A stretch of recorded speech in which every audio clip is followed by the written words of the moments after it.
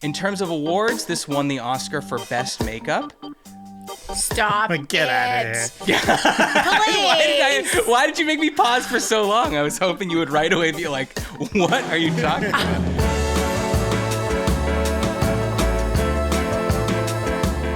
Hello and welcome to Is This Bad? A show where we rewatch movies that we did not love, and with some distance we test our priors to decide once and for all, is this bad?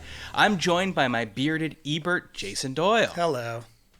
Hi, bearded Ebert. And producing the show, I'm starting to doubt her story about Michael Jackson coming over to her house to use the bathroom. Rachel Doyle. Did you just say I have an eating disorder, perchance? That's fine.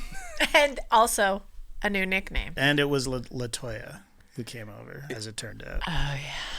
Well, that's interesting. He says, no, it wasn't Michael Jackson, but it was his sister. Yeah. How do you know it was LaToya? Oh, Janet's not coming over to Chunk's place? Are you crazy? He's a Goonie. Do you think she said, can I use your LaToilet? Probably not. Yeah, probably. Today's movie is 1985's The Goonies.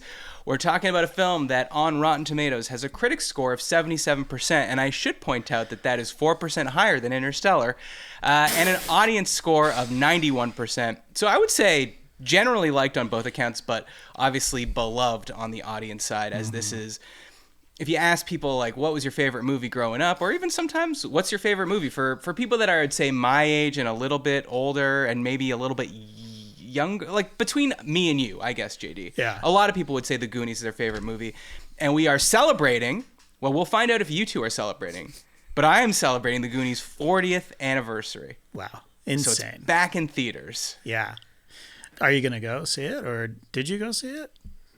Well, I'll tell you when we get to the what was your first experience with this movie and what was your most recent experience with this movie. Okay. This movie has a lot of pedigree to it. Yes. Again, we're going to find out what you thought, but directed by Richard Donner of Superman and Lethal Weapon fame, screenplay by Christopher Columbus.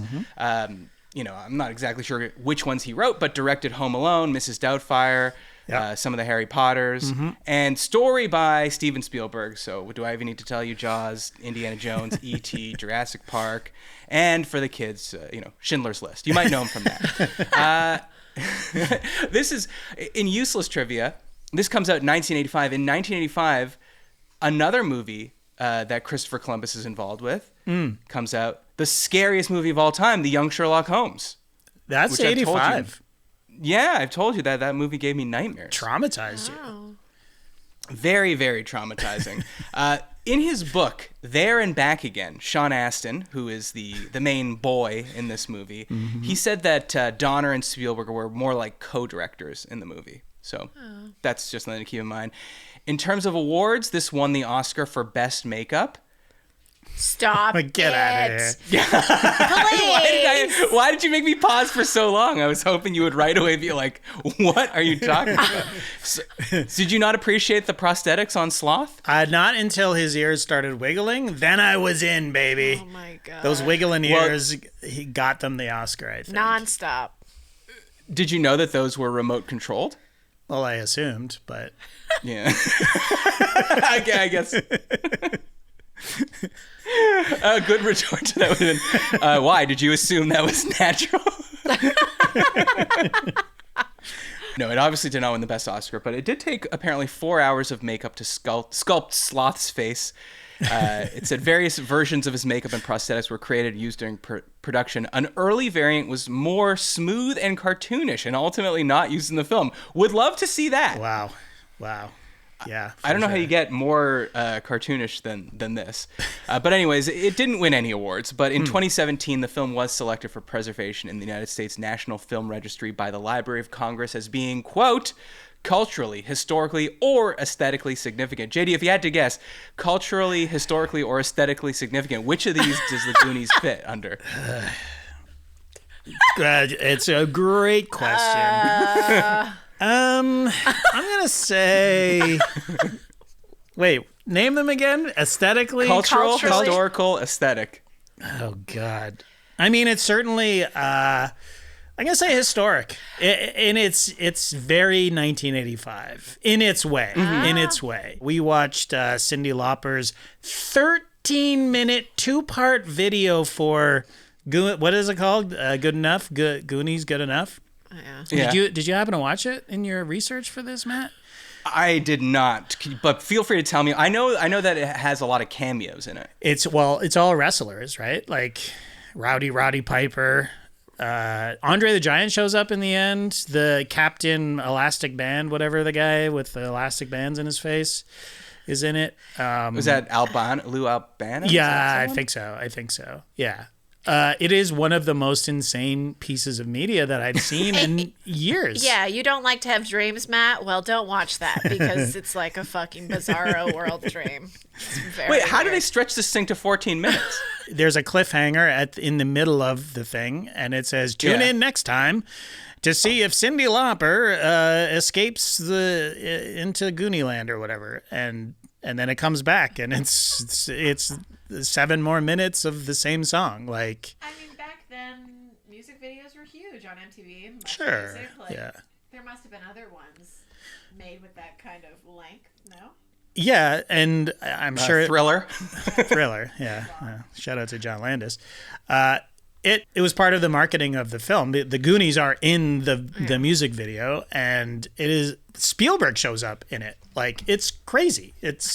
So yeah, I'm going to say historical, just a sliver of time captured perfectly with that video and this movie. I would actually make the argument that I think it fits all three. I do think it's, whatever you think about it, and we're going to get to it, culturally, historically, and aesthetically significant. I mean, I think, in terms of culturally, there's so many things just from the movie itself that have been passed on, but also so many things you don't get if you don't have the Goonies. Right. Like just Stranger Things as a for example. 100%. Sean Astin, period. Sean Astin, period. You don't get fucking Rudy without this movie. That's right. You don't get Samwise without this movie. I kept thinking about how, like, God, Sean Astin must have been on top of the world, right? When Goonies came out. I mean, 85, I'm 4 years old. And he's really cute in it. Like, of all the 4 kids, like, right? You would think if you had to make a guess, like, who's going to be the heartthrob or grow up to be the quote unquote best looking, you would have guessed him in the movie. I mean, he's just got a perfect cherubic face. Yeah, he's in the same movie as Josh Brolin, though. Like, yeah. But I'm not including Josh Brolin. He's not one of the young boys. Okay. I'm just trying to make myself sound as creepy as possible. Not the boys, JD. The young boys. He looks like what I imagine you look like as a little boy. Well, it's very funny you say that. Jill said the same thing. Yeah. And what I was going to say is he must have had the world by the balls, and I would have liked to, in that moment, gone up to him and been like, buddy, you ain't growing. You're going to be most famous after this for a while until you play a fucking hobbit for playing the tiniest football player ever invented. The poor guy's roles have been gotten smaller and smaller and smaller with every passing year. Yeah, Rick Moranis was like, I don't even need to do anything to this guy. He's already the right size if we want to cast him. That's right. Okay, so JD, what was your first experience with this movie? Okay, I saw this in the theater, 1985. It would have been 14 years old, so presumably right in my wheelhouse. I mean, as in it's targeted at me, right? Like, I'm the age of the kids who are in the movie. Maybe it's targeted a little younger. I would say a little younger. And I fucking hated it. Like, I hated it.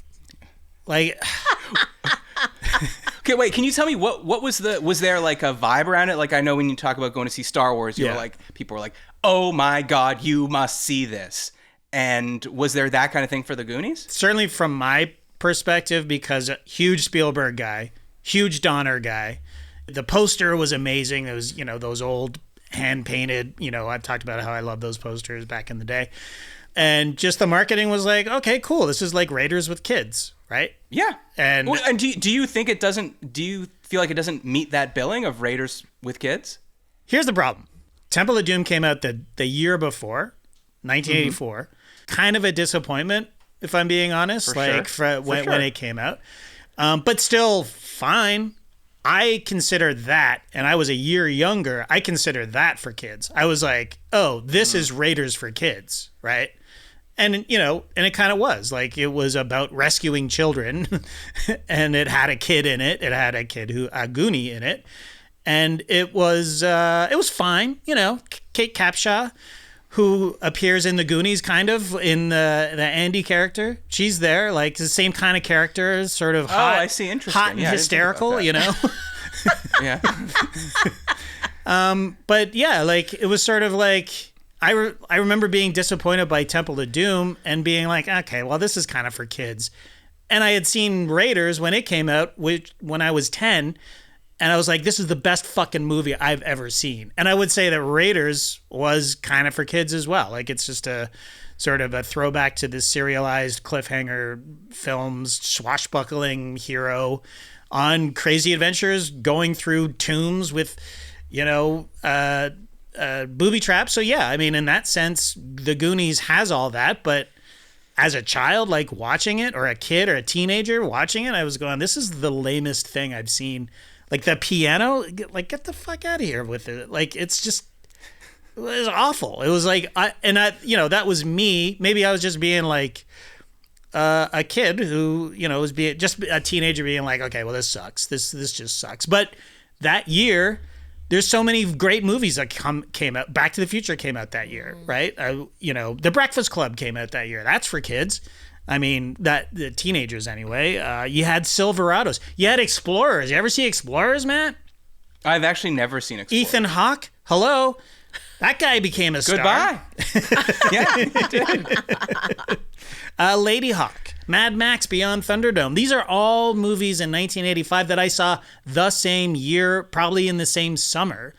And then this piece of shit is like plopped on our laps. And again, I am a Spielberg head. I love Steven Spielberg. Then I still love Steven Spielberg today. His name was attached to it. And I was just like, fuck, yeah, I'm in. 100%. 100% I'm in. And I hated it. Okay, well, I'm going to ruin the end of the show for you because he hated it. Again, I mean, assuming based on the text he sent me, like, have you watched it yet? I say no. He says, I feel bad for you. You know, I'm assuming I don't give a shit about this movie. So I assume he's going to say he hated it.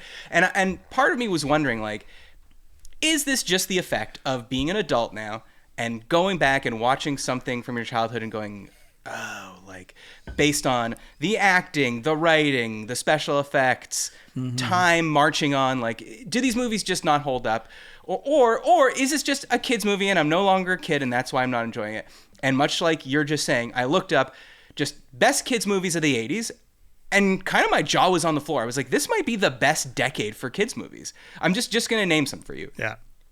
E.T., Princess Bride, Never-Ending Story, yes. Big, Flight of the Navigator, Short Circuit, Gremlins, Who Framed Roger Rabbit, Willow, Karate Kid, Inner Space, Pee-wee's Big Adventure, Adventures in Babysitting, Labyrinth, Muppets Take Manhattan. This was not on the list, but I'm going to include it. Cloak and Dagger with Dabney Coleman, which I saw a million times when I was a kid. Oh my God. Those were all 1985? No, 80s. No. This is 80s. 80s. Bill and Ted, if you want to include that as a kid's movie. Yeah.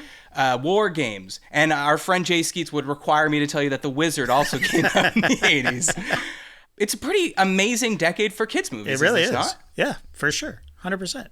Well, you were a kid when it came out, and what did you think? I didn't watch it till it was rerunning on the television, and I never got, like, I just would watch snippets of it, and it never kept me. Right. Oh my God, that's so beautiful that you were like this when you were a kid too. Oh, nothing's changed. But then there are things I watched in the 80s over and over and over, and that one could not hold my attention. So, Interesting. What do you remember what your 80s movies were? oh God, Never-ending Story was definitely that one was of them. huge. I watched that Yeah. a million times. I love that. Well, you're But probably still watching it because it never never- ended. Yeah, that was and I love the book. That's a good joke. I think I read the book first, actually. Gosh, and I mean, The Princess Bride I watched that. Oh, hell yeah. Yeah. A million times. No, there's so many. And, you know, Star Wars, I was repeatedly watching that. And, you know, the Ewoks, but we won't go there. The Ewoks. Well, there was an Ewoks movie in the 80s that Yeah. came out, right? There were two of them. I think. What was your 80s movie, JD? Like, or kids movie? Or do you consider, like, when you think of kids movies, were they more late 70s? Or, Yeah, late 70s. Muppet movie for sure for me. Which it was 79. I looked that 79. up because Yeah. I wanted to know if that came out in the 80s. Yeah. What else? E.T. I would consider a kid's movie. that I'm Absolutely. beloved by me, like the first movie to make me cry kind of thing. And the last movie to make you cry. Yep, actually. And the last time you cried in general. Yeah. And the Star Wars movies, obviously. Grease 2. When was that? Grease 2. Hell yeah, man. Yeah, Grease too. That must have been in the 80s. Yeah, I watched that. I feel like we've talked about. Have we said not as bad as you think, or is one of you the ones that's trying to convince me Grease 2 is better than Grease 1? Is that one of you? It's possible. I mean, it's definitely not better, but Michelle Pfeiffer, I enjoyed her very Yeah, much. she's in great. Yeah. Yeah. There's some. Anyway, we'll do Grease 2 another time. Yes. There's a lot in Grease. Guys, stop emailing us about covering Grease 2. We'll get to it. My first experience watching this movie is, I'll be honest with you, don't remember, as I said, was 4 years old when this came out. I'm going to guess I did not see it in theater. Yeah. I don't know why my parents would take me at 4 or 5 years old to see a movie. Definitely saw it when I was a kid. What's funny about this is I don't actually think this was one of the ones that I watched a billion times as a kid. And maybe I'm making a false dichotomy, but Stand By Me was our group of kids movie that we watched over and over again. I never watched And it. I don't know if that's because I know my parents loved Stand By Me. Yeah. So I don't know if it was because of that, and they're like, fine, if you want to watch something, at least watch something that we care about. I mean, I've talked about the Barfarama scene before, and like that is just a family classic. So, Yeah, of course. so when I was when we were going to do this, I was like, Goonies, I know the guy with the weird face. Honestly, didn't even really, I know his name's Sloth, but like I probably couldn't have said that. So I was watching this with semi-fresh eyes, and as the movie went on, I was like, oh my God, I remember this, I remember that, I remember this, I remember that. But I don't have reverence for this movie in the way that a lot of other people that are my age seem to have reverence for this movie. As evidenced by the fact that people are clamoring for the 40th anniversary. People are clamoring to go back into the cinema and I suppose see it with their kids. Mm-hmm. But that's not me. So I came in pretty fresh on this one, but I don't know if you're going to be mad at me. I watched it in maybe the best way that's ever going to happen for one of these shows. So I'm flying back from Florida. I haven't watched it yet, primarily because you keep telling me, oh, I feel bad for you. I feel bad for you. So I'm like dreading rewatching this movie. Mm-hmm. And by the way, I'm as you're going to see, I don't feel necessarily the same way as you two do about it. But so we're on the plane and I'm looking for something to watch. JetBlue flight back from Florida. And I can't find anything. And then what comes up? The Goonies. Wow. I'm like, oh my God, Joe, this is the best thing that's ever happened to us. I'm stuck on this plane. I have nothing else to do. And they have like a little watch party mode where I can pick another seat on the airplane, and if they accept it, it'll start. I mean, she was sitting next to me, but she could start at the same time, so you don't do the play pause, pause, nice. to line it up. Mm-hmm. So I watched the Goonies. It was 3 to 4 inches from my eyes, and let's just say longer than you think it's gonna. Oh yes. Oh my God, yeah. It's interminably long. And they cut scenes that would have made it more cohesive. Yeah. Now, some of those scenes that were cut actually made it to the cable version, so the TV version. So there is an octopus that attacks them at the end. That did seem familiar. Yes. Maybe I did catch that scene. Yeah, that made it into the TNT version or whatever, the TBS version for some reason. And there's another scene. Yeah. Because they said they cut that because at the end you hear him say, I think Data says, and an octopus attacked us, and you're like, what? You're like, well, this kid's fucking high. But no, they didn't. But the reason they cut it out, Richard Donner said, is it didn't look good, which was like, that's the part you thought didn't look good. We just watched it, and he was correct. It looked awful. Like, does it look vastly different than the rest of the movie? No, not really, to be honest. But Martha Plimpton is like holding the tentacle and throwing it over herself, kind of thing. Right. It's ridiculous. And then they take a Walkman and put it in the beak of the octopus, and that's how they defeat it somehow. It's not good. It's not good. But this is from the guy who gave us Jaws. Okay? Jaws. Way earlier too. Like you think that 4 years earlier, marine life creature would have been easier to make.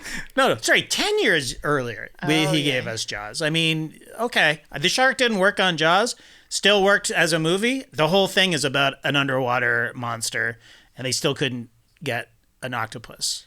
And the octopus actually looks cool. I saw a picture of it, as a prop, sort of, and it looks actually decent. But anyway, It got cut. Rightly so. And speaking about like the 40th anniversary and that, did you read anything about Goonies sequels? Because people have been clamoring for this thing for 40 years.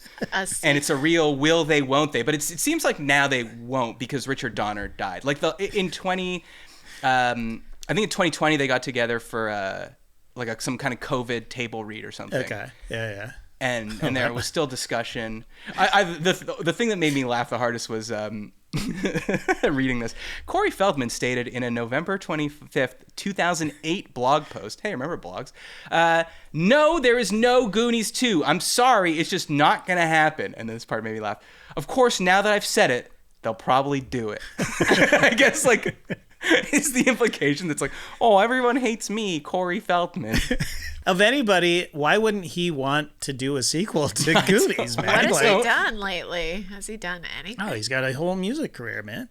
Oh. Yeah. He's out there. He's doing his thing. Can you imagine a Zoom call table read of the Goonies?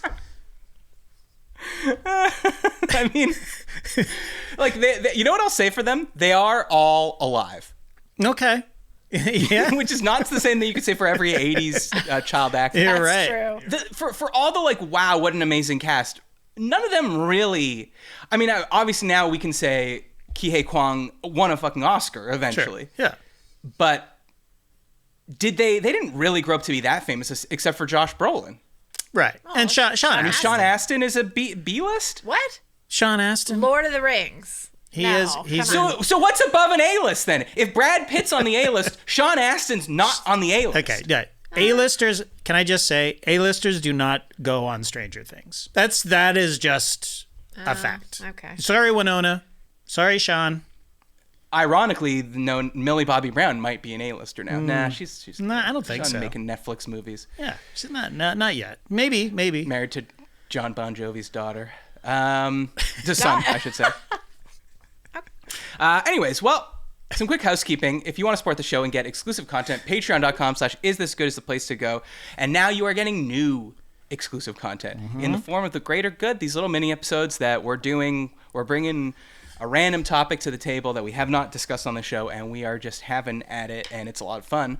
And you're getting the exclusive episode every month, and you're getting Hangouts, and you're getting the Discord, and you're getting ad-free episodes. And I will send you a nude. Really? So not of yourself, but not just of myself. a random nude. Yeah. No. And you have to ask for it. You have to specifically say you consent. Now, speaking of which, one problem for the Goonies, because I think you mentioned this in terms of the poster. If you skipped housekeeping, I feel bad for you because I'm going into content here. Okay. I don't think you can decouple the Goonies' popularity from the posters, first of all. There's if you Google like Goonies movie poster, there's a few of them, and they're all bangers. Like ones where they're all hanging from a stalactite or a stalagmite. I forget which is which. Stalactite. And then there's another one where they're kind of like more in a group. So the poster, iconic. The name, The Goonies. Like I could see an executive being what the F is that? You know? But it's the Goonies. It's the gang. Goonies never say die is just an expression.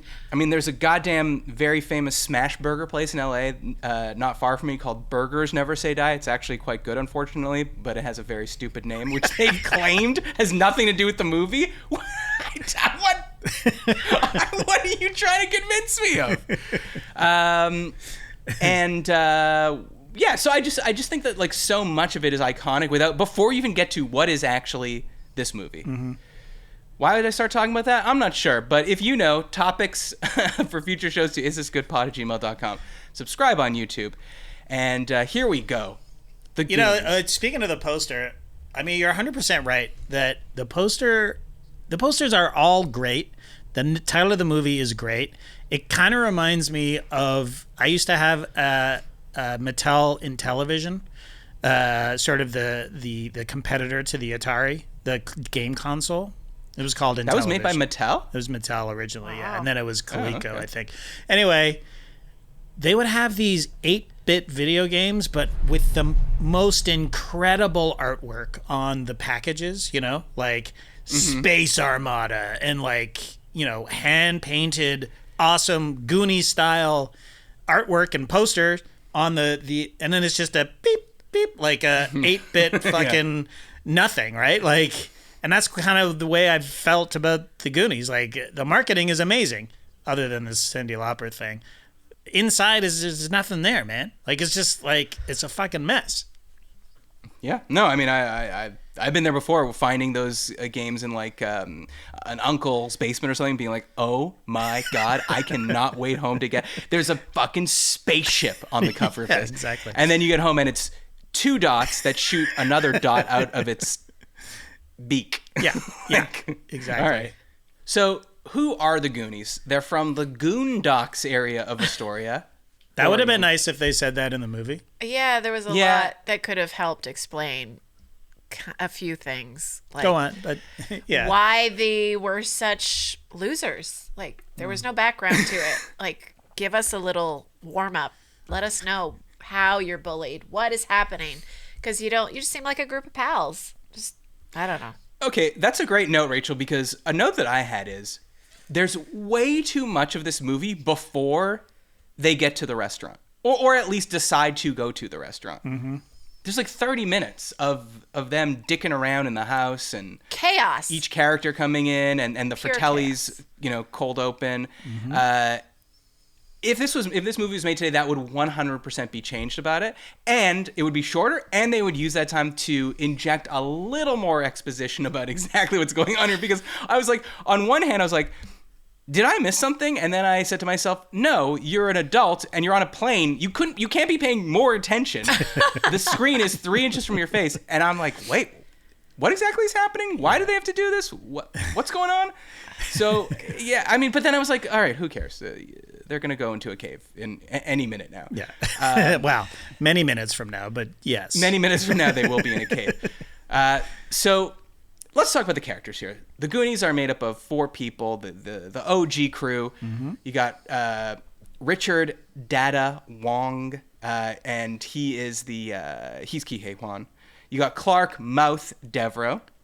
Yeah. Feldman. You got Lawrence Chunk Cohen. I'm embarrassed to say I don't know who played. The name's not coming to me. Do you have a name off the top of your head? I do not. No. Okay. And of course, the best nickname, Mikey Walsh. It's always good to have a nickname that's longer than your first name. Yeah. That's important. And I think what's great about these 4 characters that make up the Goonies is they fit into the classic archetypes that all young boys can relate to, which are annoying, fat, asthma, and Asian. Those are the 4 archetypes that we all know. Oh my from God. Elementary school. That fucking kid. I mean, do you have an inhaler? Because I know you have breathing issues, and I grew up with asthma, and I used That's to right, use a Rachel. puff. This fucking kid had to be jacked the entire time, puffing and huffing on that thing. I swear to God. He was nervous. He was wheezing. Jesus, if I take a puff now, sometimes I need it. My heart is like it's racing, getting those lungs going. He would have been fucking like he was on coke the whole time if he was huffing it that often. Well, that explains his energy. Jesus. Oh yeah. They all must little have been in Ventolin heaven. monster down there in the cave. The only thing I didn't know, Rachel, and maybe you didn't know this as a kid, is that the cure to asthma is confidence. Yeah, it's just believing in yourself, really. Toss. Right? Like, then you just toss off. He's like, I don't think I need this anymore. Yeah, he could have just kissed a girl and then be done with it. She did tell him, hey, you're a good kisser for a 9-year-old? He's 13. 13. Oh. I believe the character is 13. He'll eventually hit puberty. But at least he got his kissing before then. Oh my God. The film Rudy begs to differ. Yeah. That he hits puberty. 13. Wow. He's 13. Okay, so obviously the movie's like living and dying by this crew. Now, on one hand, I want to say that I love this. Like, I mean, every kid, maybe some kids are super popular, but I think most normal kids, they feel a little lonely, a little misunderstood, and everyone wants a crew of ride or die people, of Goonies never say die style kids. Sure. So, JD, does this work for you? Like, the 4 kind of characters they chose, like the annoying mouth and Chunk is sort of like the one they gang up on a bit, but he's always falling into things, but it works out for him. And we have the Kihei Kwan, which is like the if this was an adult movie, he would be the guy that does the computers, like Right. hacks into things. Yeah. Actually, you know what I should say? My best friend growing up, his name was Sam. He was from Hong Kong, and we had this sort of family friend, and we had a birthday party, and they had an older son who we kind of looked up to, and he named my friend Sam Data. Now, you might think, okay, this is racist. You know, they were both Asian. You can't just call every Right. Asian kid in the 80s Data. But because he was from Hong Kong, he would get these gifts. Like his parents were not together, and his dad would send him this shit from Hong Kong.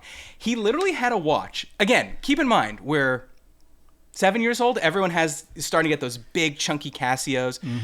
You know, the kids that really get it together have the Casio calculator watch, Sure, and we're yeah. like, whoa! Sam had a watch that looked like a Casio, and it had a hole in it. And I remember being like, what's that? And leaning down my head, and he pushed a button. A flame came out of it. It was a lighter watch, JD. Stop. Oh my God. Wow. He could just light up whenever he needed to. It was different back I then. honestly think at that age, I didn't even understand the association between a lighter and a cigarette or a joint. Like, I was just like, I was like a caveman. I was like, this man has created fire. Yeah. And it's the most amazing, beautiful thing I've ever seen. And because it looked like a watch. You could wear it to school, no one, and then at recess to be like, kick, click. Wow. Wow. This is amazing. Wow, so you had your very own Data. So you were Sean Astin, Mikey. Aw. No, Yes. no offense. Yeah. I mean, just because you look like him. No, sort of. everything fit. I looked like you him and I got had asthma. And you had the double denim Canadian tuxedo. I'm sure. Yeah, pick your Goonie. Who are you, Rachel? Oh God. Oh, yeah, come on. You're Andy. Plimpton? I'm Andy. Thanks. I'm a fucking doughhead just going around trying to make out with every guy I came across.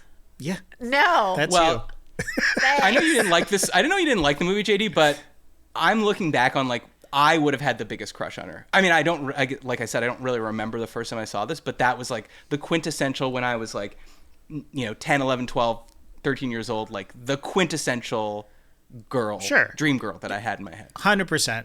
Like in 1985, that was the ideal. No doubt about it. I was very into the Brolin Andy romance. My God, the kissing. Oh, so icky. Yeah, okay. So you're Plimpton then, obviously, because she was grossed out by it too. It was kind of funny when she was just getting a good laugh out of watching her make out with the young one and not saying anything. Yeah. You're like, good for you. Take it in. Yeah. Don't Yeah. stop this shit. I'm with you. Like, I enjoy the archetypes. I thought Plimpton was the best Goonie of them all, even though she's not actually a Goonie. I don't think. I think she's part of. It's hard to say.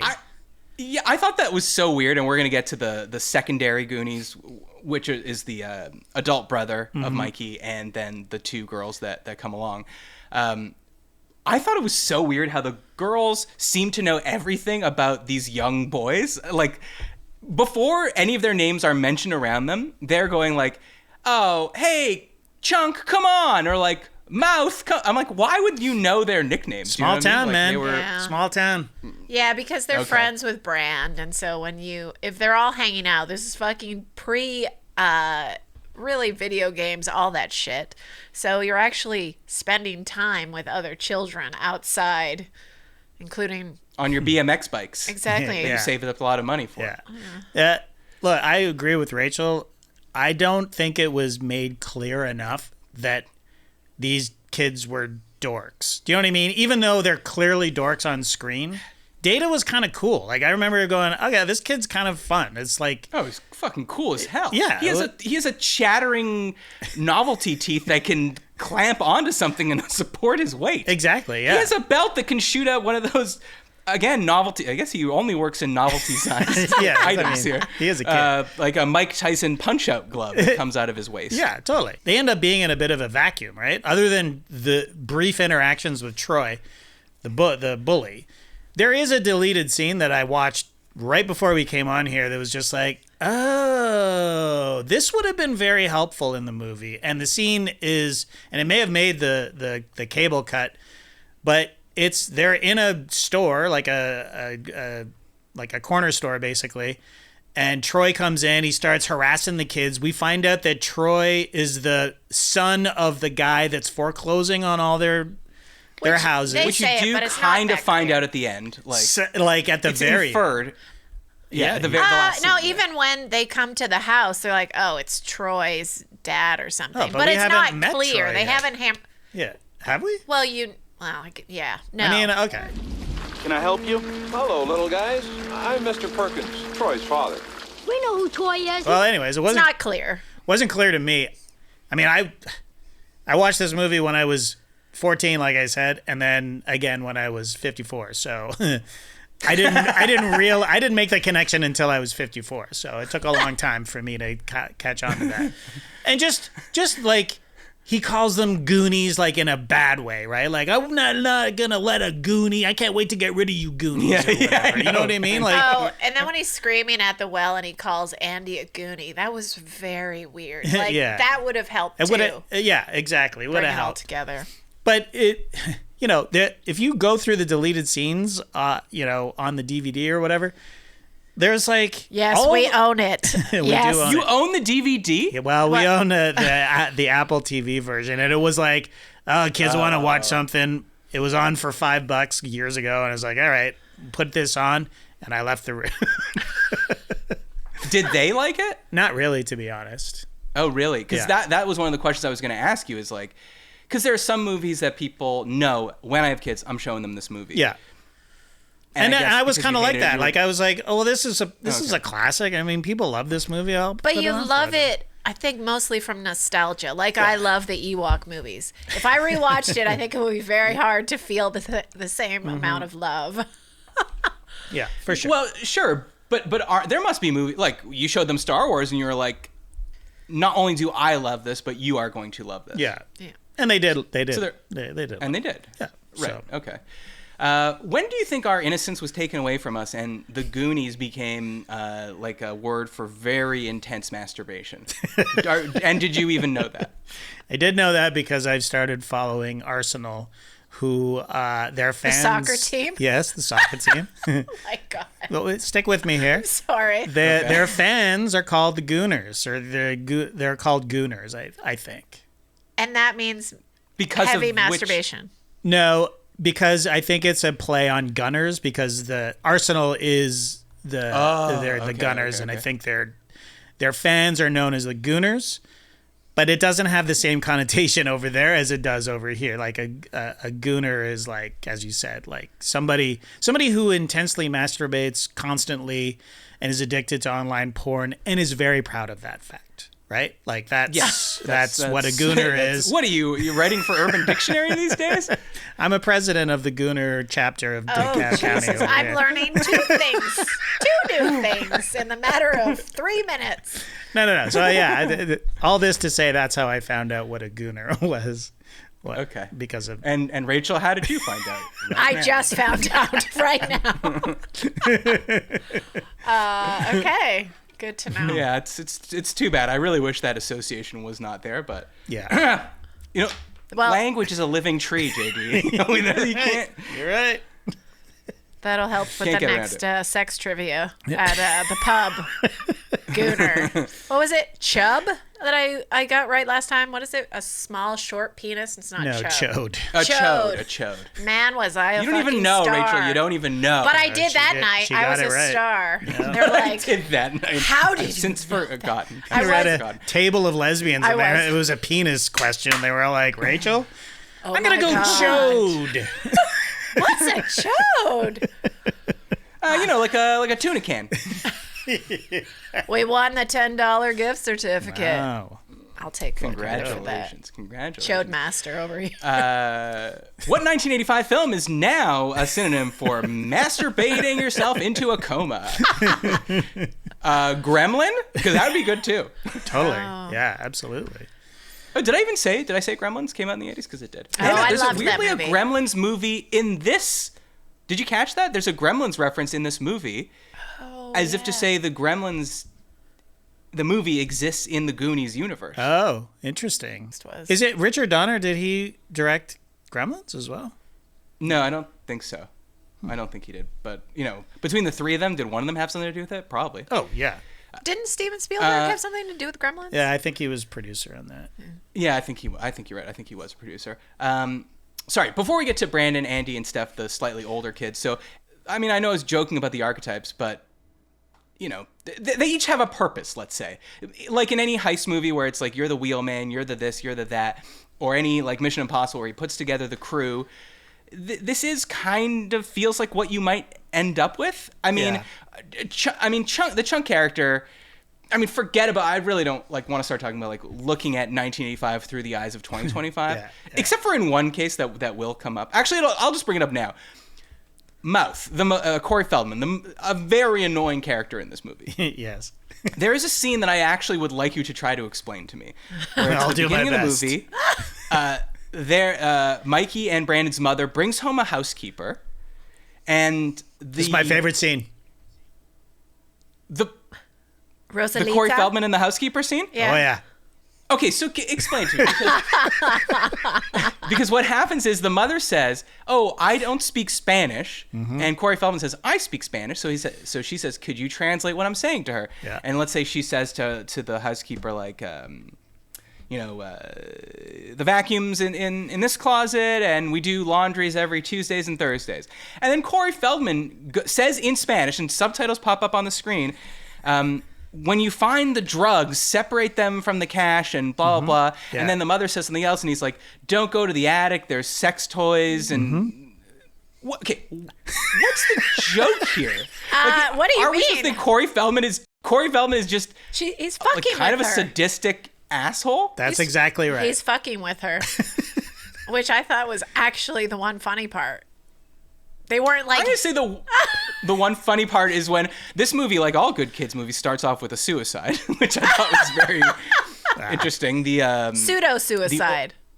the elder Fratelli, Yes. Jake Fratelli, he's fake committing suicide, and I thought it was cute that you think he's hung himself, and the guard comes in and he picks up the note that he ostensibly would have written before he killed himself, and it says, "You schmuck, did you really think I was going to kill myself?" And then boom, punches the cop. That's interesting what you find cute, Matt. Speaking of gooning and hanging, you could... that's an advanced move. I do not recommend that for There was beginners. jizz everywhere. Oh my God. Right before the guard came in. He would have slipped, let's be honest. Okay, so you're okay with the kids. Look, I thought it was I was definitely amused when he was doing it. It was very cruel, obviously, but it was a kind of a fun way to establish that this kid is actually fluent in Spanish, which is key to the plot because he translates One-Eyed Willie's, which I can't believe is the name of the pirate. I cannot fucking believe that's the name Speaking you of choose. Goonies. One-Eyed Willie. That came up a lot growing up, and it had nothing to do with Goonies. Yeah. Anyway, he translates the map, right? I thought that the woman who was playing the cleaning lady or whatever she was, the helper, I thought she was great. I thought she was hilarious. Yeah, she was good. I thought it was funny. It's part of the chaos of it that I actually liked. He's just mischievous little scamp, At least those parts weren't chaotic because it was only 3 people talking, right, and they were taking turns instead of all talking at the same fucking time. And I realized that, oh, hey, you guys, the reason why Sloth, that's his catchphrase, is because they're saying it over and over and over again the whole movie, trying to get a word in. Hey, you guys, my turn to talk. Fucking interrupting each other the whole goddamn time. Hey, you guys, look at it. I enjoyed that because I could hear what was happening. Yeah, it was a solid bit, I thought. I didn't copy this into my notes, but Richard Donner was saying that we're so happy with the cast we put together, and it was just amazing energy, each on their own, but they were more than the sum of their parts, and they really got along, and it was really amazing to be around this group of people. But when they were together on set, they were a little unruly, and so one trick that he used is the pirate ship at the end, Yeah. the Inferno, he purposely, like, they built an actual pirate ship set, a big ass pirate ship, and he purposely did not let any of them see it till that scene. Yeah. And he wanted to capture their genuine reactions, and he was like, their genuine reactions were amazing. And I was like, oh, that's such a great way to get kids, a great reaction shot from a child, is to just show them something they actually think is amazing in the moment. Then I read it further down, and he was like, but unfortunately we did not use that shot. We had to use the second take because they were so excited. And I just like to think they walked on the set and were just like, holy fuck, that's a pirate ship. Oh yeah. Like, just swearing. That is how Josh Brolin describes it. He says it's because... Oh, really? Yeah, like they were just like swearing. I mean, they're swearing all through the movie, so I don't know why it was such a problem, but maybe they didn't want swearing in that particular magical moment of seeing the it might pirate take away ship. from it. But yeah, apparently swearing was part of the reaction that they had to use the second take. Oh, okay. Well, that's good to know. All right, let's move to the slightly older child characters. We got Brandon, Andy, and Steph. Brandon, if you're wondering and you're doing the math, Mike Walsh. Brandon's last name is Walsh. His name's Brandon Walsh. Huh. AKA the hero of Beverly Hills 90210. Wow. Or the villain, depending how you want to look at that. One thing I'll say about Brandon's character is he was wearing pants under shorts. No, he was, but whatever. The one thing I will say about Brandon's character is he's kind of reads as a jock in terms of archetypes. Yeah. But he also gets bullied by the cool kids, which I actually thought was a nice little change of pace. And he's also correcting his mom and his brother the whole time on using the wrong terms. So he's a smart jock. So he's smart. He's a jock. These are class issues, right? These are the goon. They live in the Goondocks. And the rich people of the town, for some reason, want to build a golf course on the beach for some reason. I know Pebble Beach exists. I've never been there, but I assume it's on a beach. Sure. Yeah, I guess. What do you think about Andy and Steph? Andy, the love interest, and Steph, the archetypal wet blanket. And she's wet blanket because she has short hair. Yeah. Glasses. Yeah. Like I said, I'm a Plimpton fan. I enjoyed her as a character. Other than the quote unquote hotness of Andy, not much there. Not much going on there. That would have been nice if it was fleshed out a little bit more. A bit boy crazy, but for her age group, like that age. Oh, well, she didn't want the other guy to see down her shirt. Remember, was that a move in the 80s, JD? So there's a scene where they're in a car, and what's the son of the Troy, yeah. Troy, yeah. Mm-hmm. So Troy keeps moving the rear view mirror down. And I was like, I didn't even understand why. And then we find out it's because he's trying to look down her shirt. Why doesn't he, when the car stops, just look at her? It did show a shot where it was looking at her legs, which was weird. Yeah, that makes a little more sense, I suppose. Yeah. Because when someone's standing, it's harder to look up their skirt, I guess, is the reasoning there. I mean, you can look at it while you're driving, right? You can... Yeah, because that's a good way to drive. He was also, when he was driving and held on to Josh Brolin, it's like there were so many points where it's like, this is so fucking ridiculous. Like, he couldn't just take his hand off of there. Yeah. He's that firm of a grip on the car, and he's going to go flying off. Just like when the kids wrapped that goddamn thing around him in the chair, as if he couldn't get out of that. I mean, yeah. There's only so far I can suspend my goddamn disbelief. Like, please. Literally every scene has something like that, where it's just, okay, what are you this doing? is dumb. This is a cheap laugh that's not even funny because it's so preposterous. Right. Are you ready for the most useless fact I will tell you during this entire podcast? Please, I've been waiting. Okay, Andy is played by Carrie Green. And I read on her Wikipedia, Green took a break from acting to study art at Vassar College. Okay, fine. There, she was roommates with Marisa Tomei's brother. Okay. So it's like if you're reading it, you're like, roommates with Marisa Tomei? Wow, brother. I was like, oh, so he's famous? No, they don't know. No further notations on that. And also, it does say his name's Adam. So if she didn't change her name, I guess his name's Adam Tomei. JD, have you heard of BioShock, the video game? I have, yeah. So the creator of that, Ken Levine, was also in this very same apartment. Wow. So this is, I mean, we're talking about Andy from the Goonies, Marisa Tomei's brother, and the guy that invented the video game series BioShock. BioShock, big deal. Big deal in the game. It's a big deal. Yeah. Big deal in the gaming world. So 100%. I would say a bigger deal than Marisa Tomei's brother, and a bigger deal than Carrie Green. I'm sorry to say it. Wow. So of the three, who would you be most excited to meet in Marisa Tomei's brother. like, not even close. I just want to know, does he look like her? Not even Does he sound like her? I want to hear him say positraction and see what it sounds like. You know? Okay, let's move on to the Fratellis, the villains in this movie. So, I mean, this is just classic, like, inept villains are a staple of the kids genre. I think it makes them less scary, and it's, I guess, a good message for the kids that heroes are smart and criminals are dumb. And old ladies escaping with their sons from prisons eat crackers when they're driving fast. I did a Leo pointing meme on the plane. I went, throw mama from the train! Of course. Anne Ramsey, absolute legend from the 80s. Is she still alive? I don't even know. If she is, She's old. I'll have what she's having. I don't know how that would Premium be possible. plus I mean, crackers. to be like, honestly, in 1985, Anne Ramsey was probably younger than I am right now. Let's be honest. Oh my God. I'm going to look this up.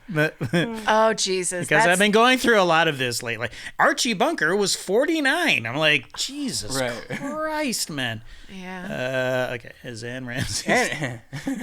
Anne Ramsey, don't drop the skincare routine. Anne Ramsey, she died. She died in 1988. Oh, that's why we can't get a sequel. Soon after. 3 years after. Wow. That's sad. Wow. She's born in 29, so okay. All right. Maybe she wasn't. Don't ask for Anyways, math. yeah, I don't want to do the math. Look. What do you think of these? What do you think? Like, I mean, you're getting Wet Bandit vibes a little bit here. 100%. I mean, I know it was after, but Yeah. This is my big hot take from this movie. We don't need the Fratellis. We don't need them in the movie. Oh, it's interesting. a much better movie without the Fratellis. That means you don't get the big old monster you can brother. you can have Sloth. They can just come across Sloth, right? Sloth could be Troy's brother. Troy could be chasing them through the caverns, right? Oh. You don't need this Keystone Cops style, like 1930s gang. It doesn't make any sense. There's dead bodies around for no reason. yeah. And it's Scary just, dead bodies. They're not really adding much other than, menacing Chunk, right? Like with the blender stuff. And I just thought all of it fell flat. The jailbreak, the whole, like, all of their shenanigans chasing them through the caverns and stuff.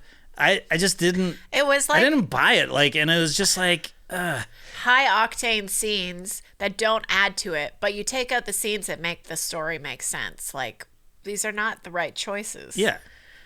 So Rachel, you're going to do an edit like the person that edited Jar Jar out of Phantom Menace?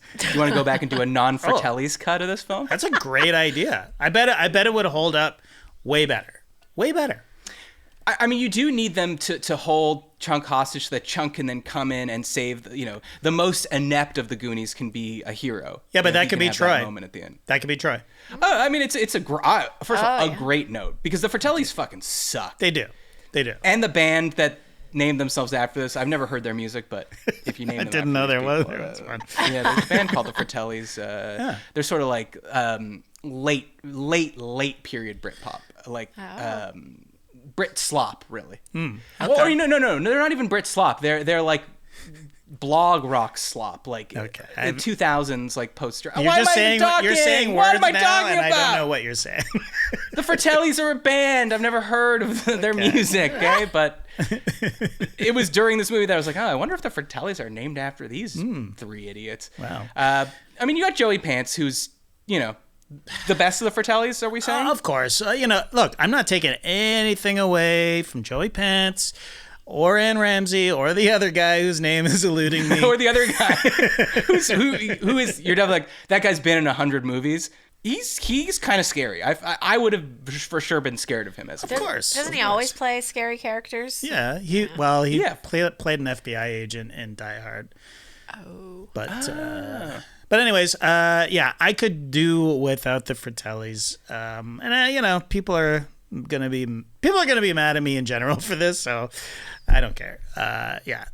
Well, Chunk is a hero because he just randomly adopted a 40-year-old man without talking to his parents first time as well. Yeah. All right. Let's just jump into that. Sloth. JD, go. Lotney Fratelli, a.k.a. Sloth. Yeah. Yeah. Look, I mean, what do you think? What do you think when they were? Because I can understand your critique of the Fratellis, but they were saying to themselves, "Look, the booby traps and the obstacles they need to go through to get the treasure. That's playing the villain role, right? Sure. But they feel like we need to personify that a bit. We need them to have other obstacles. We need them to feel chased. We need there to be like kind of like a time limit on this thing. We need another antagonist.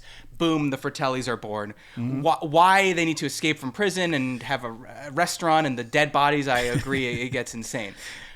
Why Sloth, though? Like, how do you think they even came up with that? Yeah. I don't know. Like, do we really, like, we need them to be even more evil by having, like, an abused kid that they keep in a basement?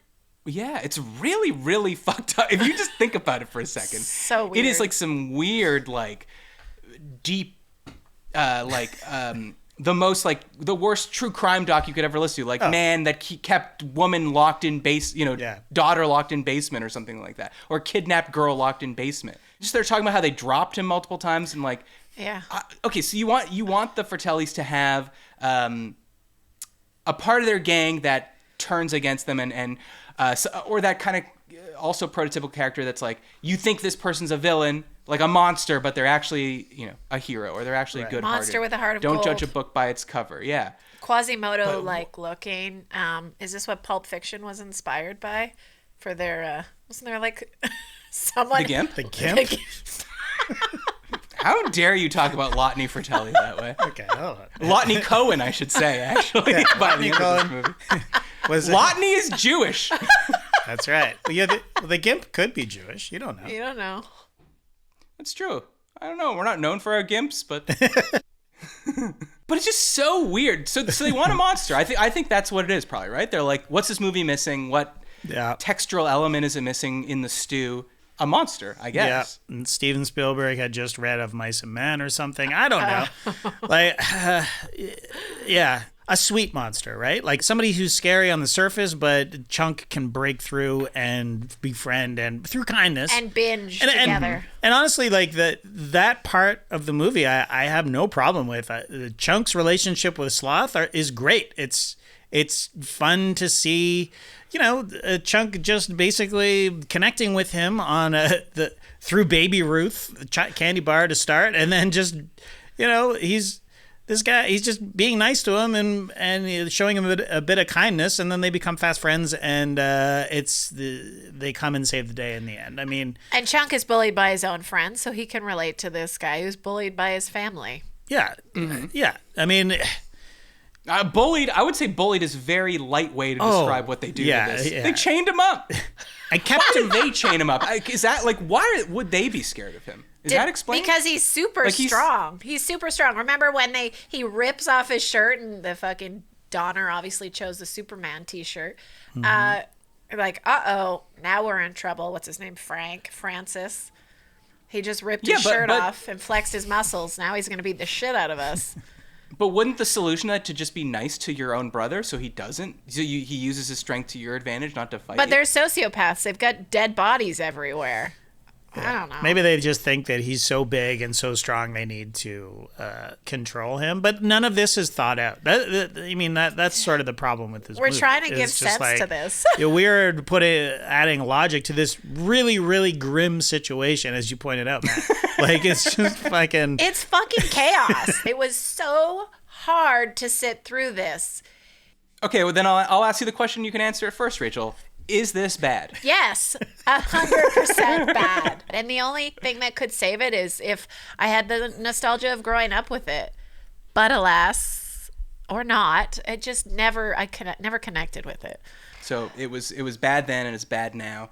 JD? I definitely think it's bad. Now, I don't want to step on your movie review or your quote that you might bring in here. Usually you've been... No, I don't have one. So you don't have one? Okay, well, Roger Ebert... I'm paraphrasing, but he basically said Spielberg and Donner have come up with a way to merge a film that will appeal to kids and adults. You know, it's like the perfect film for that.